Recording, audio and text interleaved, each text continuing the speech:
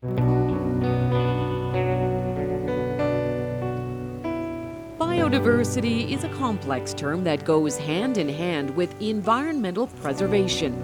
All life dependent on a habitat can thrive when a healthy balance of plant life, soil, air, and water is maintained within that area.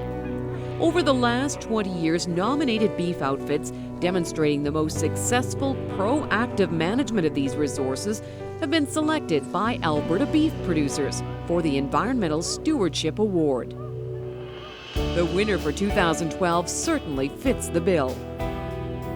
Behind us is the Spirit River and kind of the namesake of our ranch. Our ranch is called Spirit View Ranch, and it kind of fits in well with our philosophy and the spirit we have for it. Work with nature and not against it. Look at all the resources the ranch produces and see how we can incorporate our management around it. So when we found those New Zealand genetics, and those guys, they selected those animals just on forages. So they never saw a pound of grain, and that's what we were looking for. They have to get fat on grass, basically, and that's what those animals do. I call all our cows four-wheel drive, solar-powered forage biodigesters. And as quirky as it sounds, it's about as truthful as it gets. By simply managing the ruminant digestion of cattle, the Weeders have cultivated a cost-effective nutrient delivery strategy to replenish conditions in many pastures throughout the ranch. This is no small achievement considering the original condition of the outfit when they took it over in 2003, reworking it from overgrazed to a highly productive state. So what we do here is bring the feed right to the fields that we want to feed it in. We'll probably feed in a 200-yard radius of this stack yard. Then on top of that, we just save big time because we have no manure hauling costs associated with wintering our cows. The cows are on a snow ration, so the water system's taken care of, no electricity for that. We've got natural shelter around here for the cattle.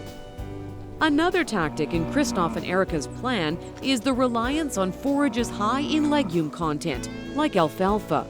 One of the ones that we use a lot now is Anik alfalfa. It is super long-lived, very winter hardy. It seeds itself out. But what we really love about the Anik is we find that it has less bloat issues. Alfalfa is also deep-rooted. When the Weeders combined it with the TLC of careful grazing and manure management, they were able to combat the effects of severe erosion and reinforce the banks above Spirit River.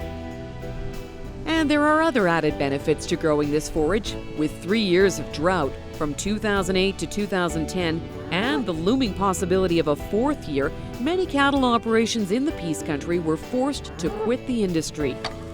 However, these young ranchers managed to endure. If it wasn't for the alfalfa, we would have had no production, and it really saved our bacon. I think he meant saved their beef, but there are other practical reasons behind their survival too. The biggest thing is we had a plan in place. The easiest one to start with is controlling your costs. Yeah, and keep it simple. Keep it simple.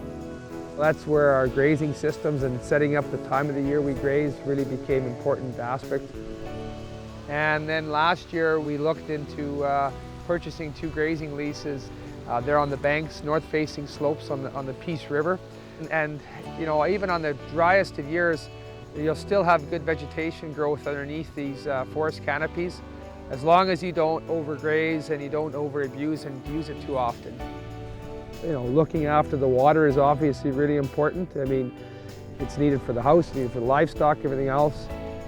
We're really reliant on surface water here in the Peace. There is regions in the Peace Country that do have well water, but we don't have any here. So everything we have comes from surface. To preserve and store the limited water supply, major dugouts have been constructed.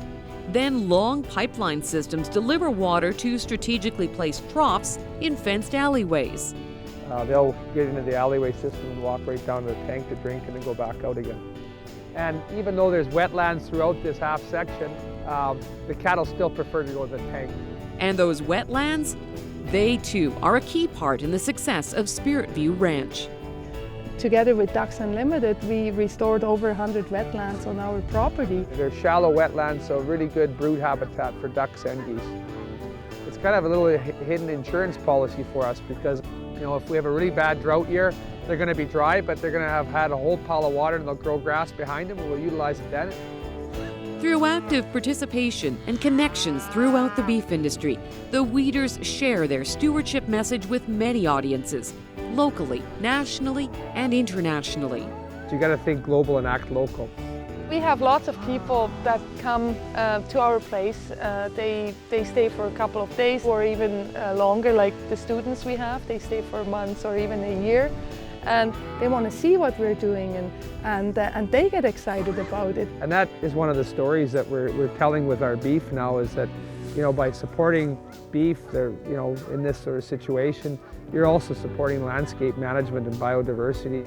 It makes you feel proud about what you do when you have people actually thank you for not just about producing the beef, but about looking after the land. Christoph and Erica's persistent drive to raise beef by adapting along with the natural habitat is setting their operation on a course that will benefit future generations. Their positive actions and awareness resonate with the message of the Environmental Stewardship Award, leading Alberta beef producers to select Spirit View Ranch as the winning recipient for 2012. The earth is not just habitat for wildlife, birds and whatever, it's our habitat too.